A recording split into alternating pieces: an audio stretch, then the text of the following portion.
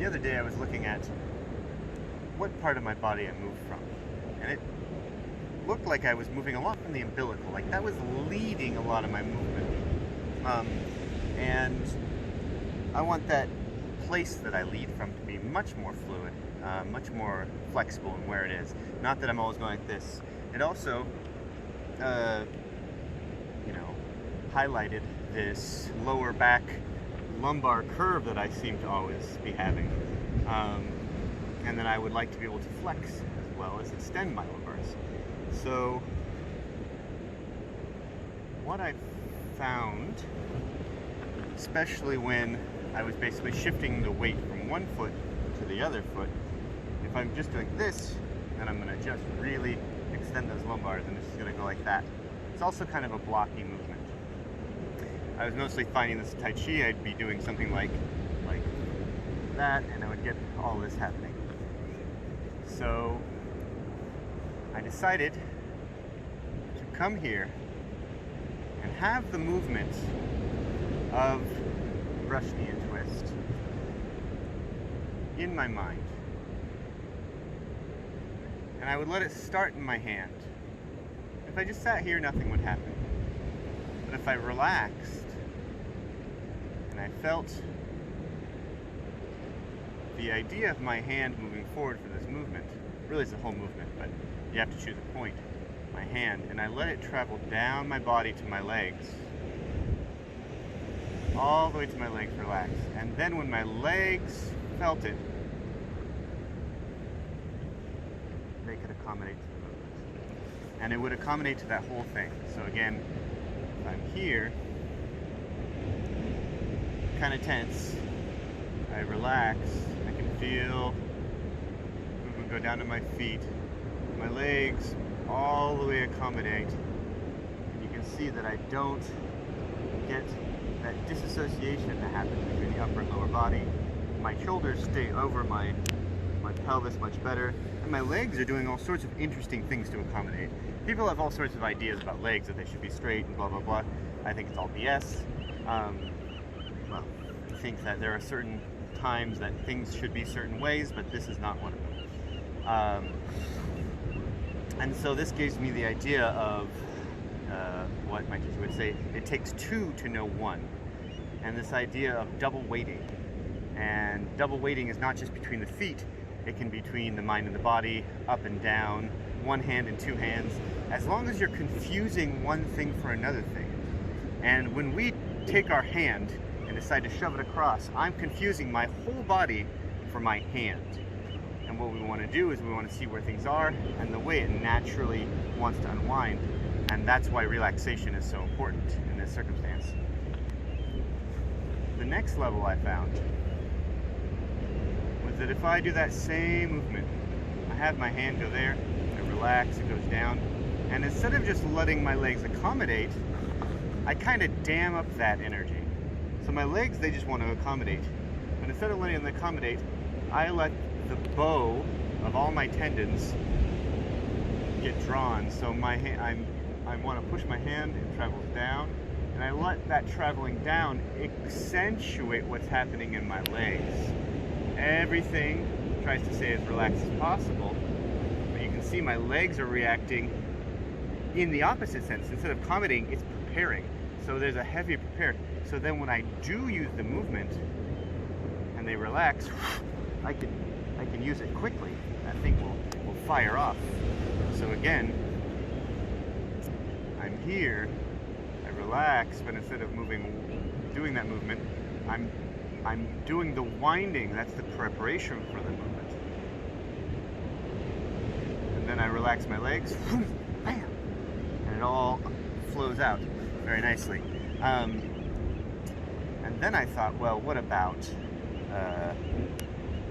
the legs? The legs had to do it the opposite direction.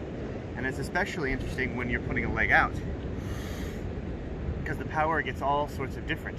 Again, if I want to put this leg out, I'm going to let it travel from the foot all the way up to the upper body, including the head and hands. So the movement before that movement, I might be here, and I want to put that foot out. Instead of going,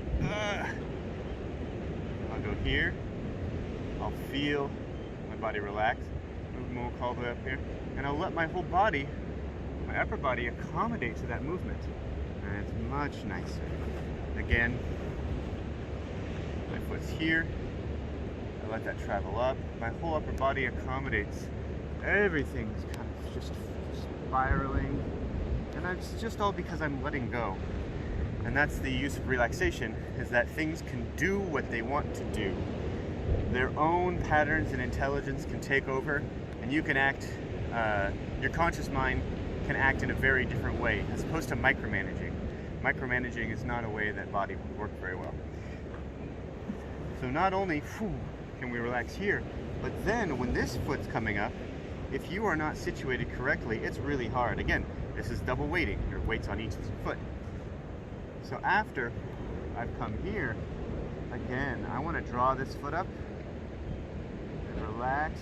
I let the idea, the impulse, and it doesn't have to take time this long. Timings are different for different things. I relax the impulse, my upper body relaxes, and really it's my whole body, but I feel like it needs to reach the upper part of my body because that's the farthest away. And then it accommodates. And like the same thing, I could come here, relax, send that impulse up, upper body relaxes, you see it shifts over. If I wanted to, I could also hold that back just like I held the arm earlier. Yeah, hold the whole thing back, and everything in my body prepares to that movement. And then when I release, it comes all the way up. This is essential and useful because we want to have a continuous pattern in Tai Chi. We don't want to be going like, we don't want to wait and go to the leg and the arm.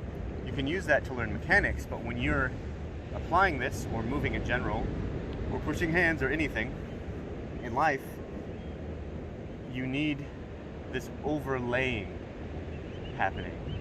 You need two things happening at the same time, even though it's one thing happening. So, let's start with the leg. As my leg goes out and everything is accommodating, boom, that same movement here, as soon as that's happening, it's happening, you can let it happening, and the whole next movement is coming down again, and the legs can accommodate the top. And as this is happening, the top accommodates the legs, right?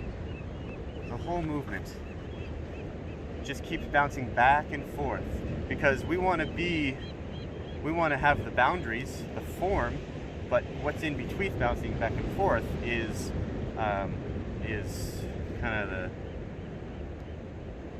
I don't know, the essential something for me. So I'm here, I relax.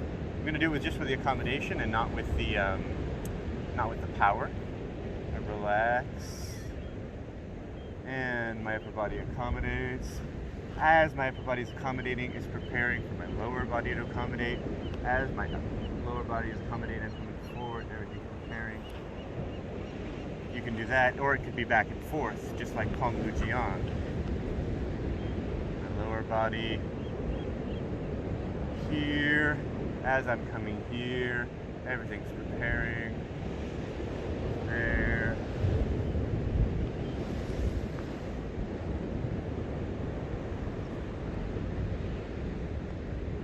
You get all these waves formed, and it's like they're overlying on top of each other.